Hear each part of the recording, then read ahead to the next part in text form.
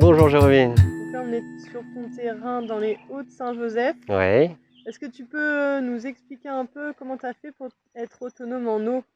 Alors, le principe est assez simple, hein. On récupère l'eau avec le toit. Donc là, on va avoir un toit de 20 mètres carrés à peu près. Une gouttière assez simple qui récupère cette eau et qui l'amène à cette citerne. La citerne a été à peu près enterrée, on va dire. Il faut qu'elle soit normalement totalement enterrée. Donc ça, c'est important pour la conservation de l'eau. Notamment pour la prolifération de bactéries. Il ne faut pas que le soleil tape dessus et que la température augmente la journée et baisse la nuit. Donc lorsqu'elle est enterrée, l'eau dans la citerne, elle est stockée à une température constante. À partir de là, moi je la fais tomber par gravité, donc j'immerge totalement un tuyau souple dans la citerne. Et une fois que l'eau remplit le tuyau, je ferme la vanne. Je mets dans un point un peu plus bas et par la gravité, l'eau ensuite est aspirée dans le tuyau, un tuyau que je prends, tuyau agricole, diamètre 25, 2,5 Donc ce que cm. tu disais tout à l'heure, c'est que il te faut 10 mètres d'altitude pour 1 bar de pression. Voilà, alors 10 mètres dénivelé est égal à 1 bar de pression. Moi j'ai à peu près 2-3 bars de pression et tout dépend ensuite du relief, hein. Moi j'ai mis un tuyau de 200 mètres quand même pour avoir 2-3 bars de pression. Donc là, Voilà. on voit pas, mais ta maison, elle est un peu plus Elle est à loin par 200 mètres, là, ouais, voilà, à 200 mètres 200 de mètres. là. Donc en sachant que si on ne peut pas utiliser la gravité, on peut également utiliser une pompe si la citerne est à côté de la maison, tout simplement pour envoyer l'eau dans les tuyaux de la maison. Est-ce que c'est possible de faire ça en ville, par exemple, dans un appartement? Alors dans un appartement, ça peut être difficile, il faut avoir deux conditions, hein, un endroit pour mettre une citerne pour stocker l'eau et avoir un toit de récupération d'eau. Donc c'est vrai que si on commence à partir sur les appartements, il faudrait que ça soit fait plutôt collectivement par l'ensemble d'appartements d'un immeuble par exemple. Et après, ici, on est dans les Hauts-de-Saint-Joseph, il pleut vraiment beaucoup. Oui. Comment ça se passe pour quelqu'un qui serait, par exemple, dans l'ouest? Alors c'est la même chose, mais on va redimensionner et la citerne et le toit en fonction de l'endroit. Automatiquement, moins il pleut et plus il faudra, parce qu'il va pleuvoir à un moment ou un autre. Partout sur Terre, il y a un moment ou un autre où il va pleuvoir et c'est à ce moment-là qu'on va récupérer l'eau.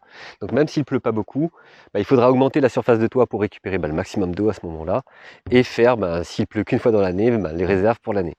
Donc avoir une énorme citerne à ce moment-là. Mais là, on est dans des endroits vraiment très très très arides. Et toi, ce que tu disais, c'est que pour toi, il y a toujours autant d'eau sur Terre aujourd'hui, et peut-être qu'on l'utilise pas au bon endroit et de la bonne manière. Voilà, aujourd'hui, on utilise beaucoup l'eau de source, hein, qu'on va pomper dans les nappes phréatiques, ce qui est peut-être utile pour l'eau de consommation. Mais il faut savoir que 99% de l'eau qu'on consomme, qu'on consomme réellement, qu'on utilise, n'est pas avalée, quoi, entre guillemets. On l'utilise pour la douche, on l'utilise pour les toilettes, on l'utilise pour le ménage, on l'utilise pour la vaisselle, on l'utilise pour plein de choses, pour le jardinage, mais on ne va pas la boire. Donc ça représente vraiment peut-être sur 100 litres consommés dans la journée, 1 litre maximum, allez, 2 litres qu'on va boire ou qu'on va cuisiner pour manger par la suite. Donc très clairement, on pourrait utiliser, au lieu d'utiliser de l'eau de source, pour les toilettes par exemple, ou utiliser de l'eau de pluie. Et ça marche très bien, ça permet d'arrêter de payer de l'eau. Et surtout, de ne jamais être à court d'eau si on dimensionne bien, hein, que ce soit en temps de cyclone ou autre.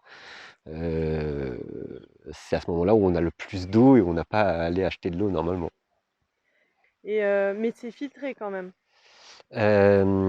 C'est filtré, alors je mets deux filtres mécaniques à 10, 5 microns, des fois 5 et 1 micron, donc ça, le micron c'est la taille des particules qui peut passer, et je mets un filtre à charbon derrière.